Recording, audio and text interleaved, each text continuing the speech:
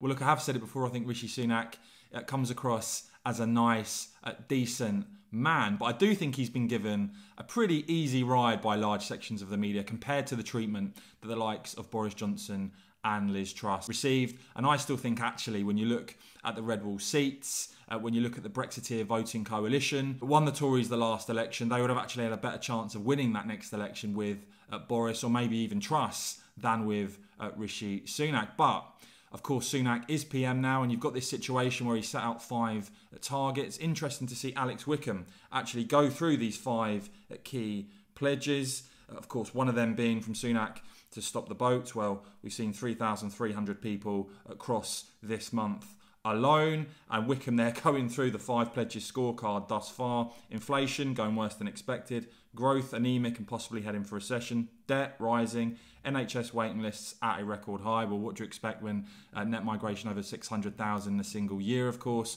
and on boats only slightly down and numbers rising again. And when you go through the latest YouGov polling on this, as I said, I think Sunak's been given a pretty easy ride by some sections of the media when you look at just how dire the situation is for the Tories now, because you see here they're down 2 again with YouGov, down to just 22% there, compared to Labour on 47, up 4, Lib Dems 11, Greens 8, Reform UK on 7, and head-to-head there, Sunak versus Starmer, you see they're a big lead now for Starmer, an 11-point lead for Starmer over Sunak. So that's a 25-point lead now for Labour over the Conservatives. The Tories' level of support at its lowest level now for more than 4 months. And a huge factor in this when you dial into the YouGov data is you see just 57% of those who voted Conservative in 2019 are sticking with the party.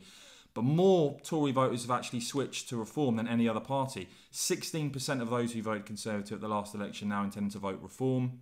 Even with Reform only on 7% in that poll, you see a larger number of switchers, 16% of Tory voters from the last election switching to Reform. That's a larger number than have switched to Labour. So it shows you the dire situation, as I said, the Tories are now in. Let me know if that surprises you or not, guys. I will keep bringing you all the latest on this and more, of course, so please do whack this video a quick thumbs up. And of course, as ever, cheers for watching.